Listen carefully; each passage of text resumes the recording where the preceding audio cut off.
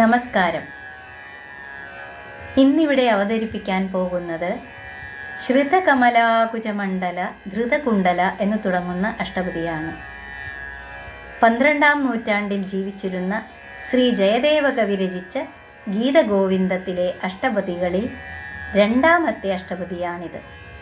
സംഗീതം പ്രൊഫസർ ഗുരുമൂർത്തി രമേശ് ഗോവിന്ദ്.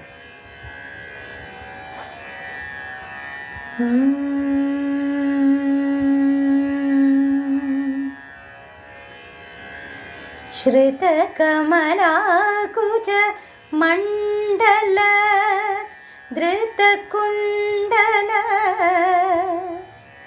കലിതലളിത വനമാല. ശ്രുതകമലാകുജ മണ്ഡല ധൃതകുണ്ടല കലിതലളിത വനമാല. ജയ ജയ ദേവ ഹരേ കൃഷ്ണ, ജയ ജയ ദേവ ഹരേ. ദിനമണി മണ്ഡല മണ്ഡന ഭവഖണ്ഡന.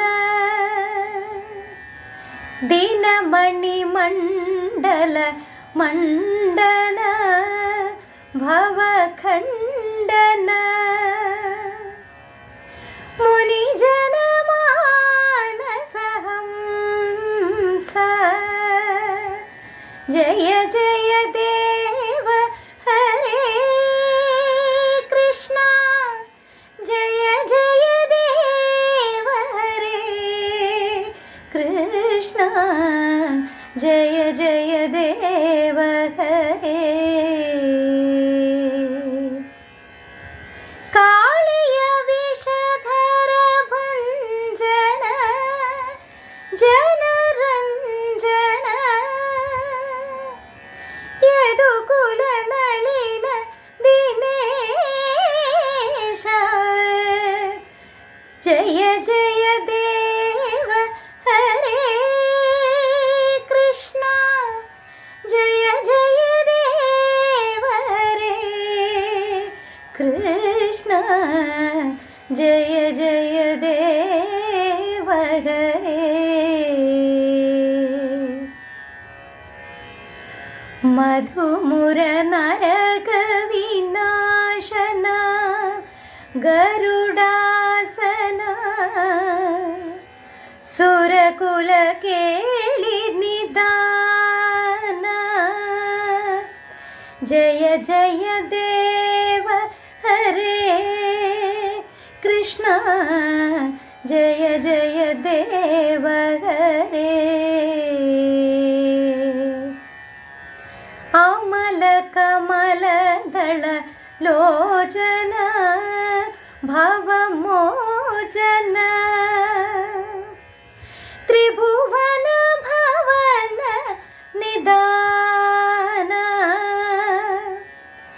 ജയ ജയ ദേവ ഹരേ കൃഷ്ണ, ജയ ജയ ദേവ ഹരേ.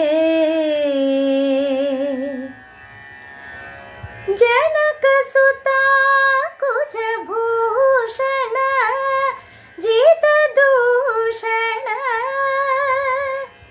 समरशमित दशकण्ठ. जय जय देव हरे कृष्ण, जय जय देव हरे कृष्ण, जय जय देव हरे. अभिनव जलधर सुंदर धृतमंदर. श्रीमुख चंद्र चकोर.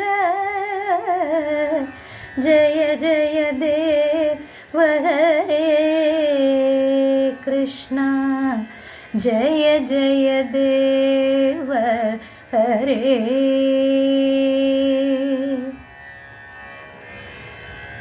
ശ്രീ ജയദേവ കവേരിതം കുരുതേ മുദം മംഗളമോജ്വല ഗീതം. ശ്രീ ജയദേവ കവേരിതം കുരുതേ മുദം മംഗളമോജ്വല ഗീതം. ജയ ജയ ദേവ ഹരേ കൃഷ്ണ. ജയ ജയ ദേവ ഹരേ കൃഷ്ണ. ജയ ജയ ദേവ ഹരേ കൃഷ്ണ. ജയ ജയ ദേവ ഹരേ. ജയ ജയ ദേവ ഹരേ.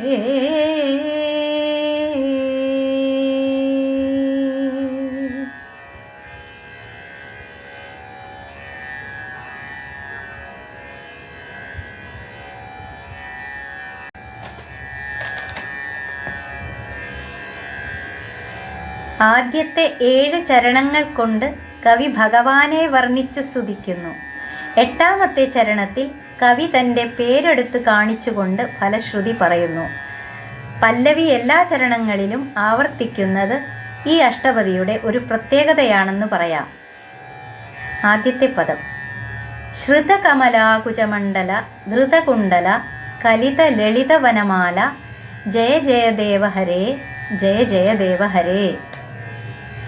ലക്ഷ്മി ദേവിയുടെ സ്തനമണ്ഡലങ്ങളെ ആശ്രയിച്ചിരിക്കുന്നവനും കുണ്ടലധാരിയും ഭംഗിയേറിയ വനമാല അണിഞ്ഞിരിക്കുന്നവനുമായ അല്ലയോ ദേവാഹരേ, അങ്ങ് ജയിച്ചാലും ജയിച്ചാലും. 2ാമത്തെ പദം ദിനമണിമണ്ഡല മണ്ഡന ഭവഖണ്ഡന മുനിജനമാനസഹംസ ജയ ജയ ദേവ ഹരേ. ജയ ജയ ദേവ ഹരേ. സൂര്യമണ്ഡലത്തിന് അലങ്കാരമായിരിക്കുന്നവനും സംസാര ദുഃഖത്തെ നശിപ്പിക്കുന്നവനും മുനിമാരുടെ മനസ്സാകുന്ന സരസിൽ ഹംസമായിരിക്കുന്നവനുമായ അല്ലയോ ദേവാഹരേ, അങ്ങ് ജയിച്ചാലും ജയിച്ചാലും. മഹർഷിമാരുടെ മാനസ സരസിലെ ഹംസമാണ് ശ്രീകൃഷ്ണൻ. 3ാമത്തെ പദം കാളിയ വിഷധര ഭഞ്ജന ജനരഞ്ജന യദുകുല നളിന ദിനേശ ജയ ജയ ദേവ ഹരേ. ജയ ജയ ദേവ ഹരേ.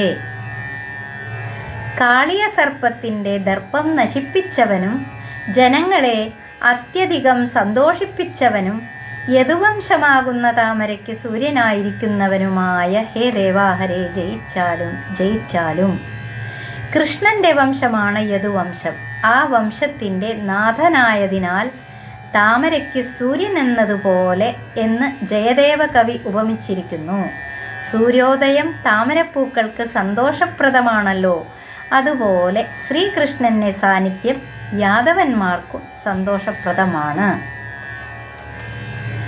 4ാമത്തെ പദം മധുമുര നരക വിനാശന ഗരുഡാസന സുരകുല കേളി നിദാന ജയ ജയ ദേവ ഹരേ. ജയ ജയ ദേവ ഹരേ. മധു, മുരൻ, നരകാസുരൻ എന്നിവരെ നശിപ്പിച്ചവനും ഗരുഡവാഹനനും ദേവസമൂഹത്തിന് വിനോദത്തിന് മുഖ്യ കാരണക്കാരനുമായ ഹേ ദേവാഹരേ, ജയിച്ചാലും ജയിച്ചാലും. ഇവിടെ മഹാവിഷ്ണു മധുകൈടഭാസുരന്മാരെയും ശ്രീകൃഷ്ണൻ മുരൻ, നരകാസുരൻ എന്നിവരെയും വധിച്ചത് ഒരുമിച്ച് സൂചിപ്പിച്ചിരിക്കുന്നതിലൂടെ മഹാവിഷ്ണുവും ശ്രീകൃഷ്ണനും തമ്മിലുള്ള അദ്വൈതഭാവം തെളിയുന്നു.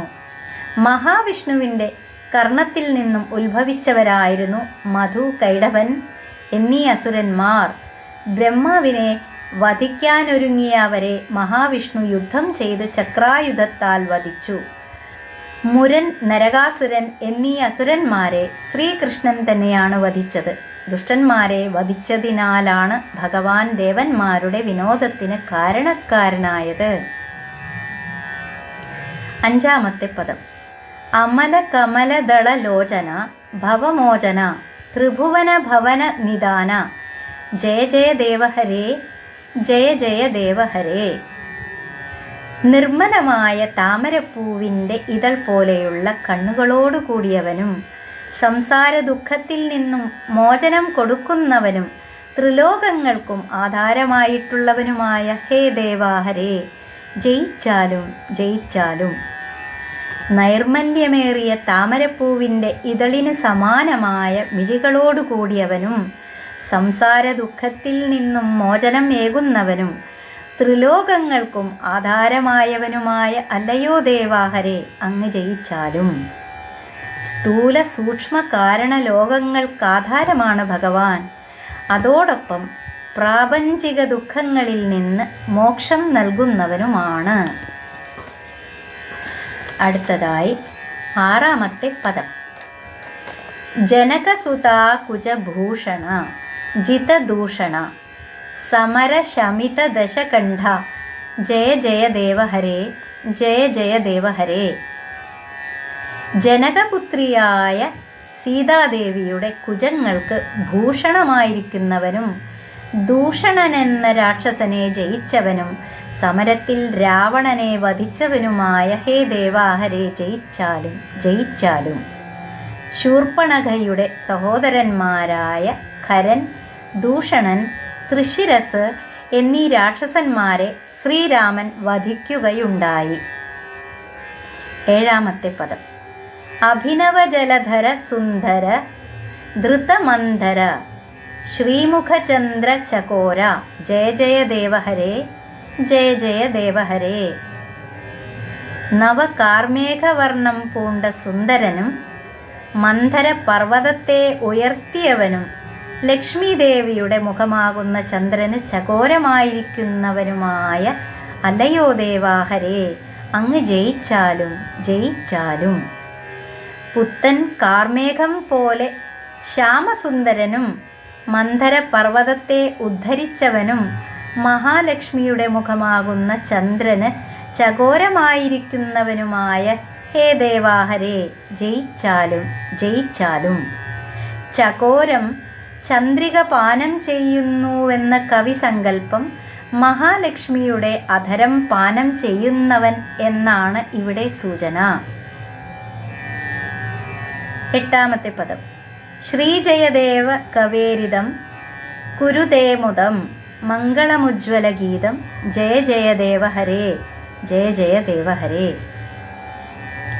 ശ്രീജയദേവ കവിയുടെ ഈ ഉജ്ജ്വലഗീതം മംഗളത്തെയും ശുഭത്തെയും പ്രദാനം ചെയ്യുന്നു. ഹേ ദേവാഹരേ, ജയിച്ചാലും ജയിച്ചാലും. ഈ ശ്ലോകങ്ങളുടെ വൃത്തം മംഗളം എന്നത് ആണ്.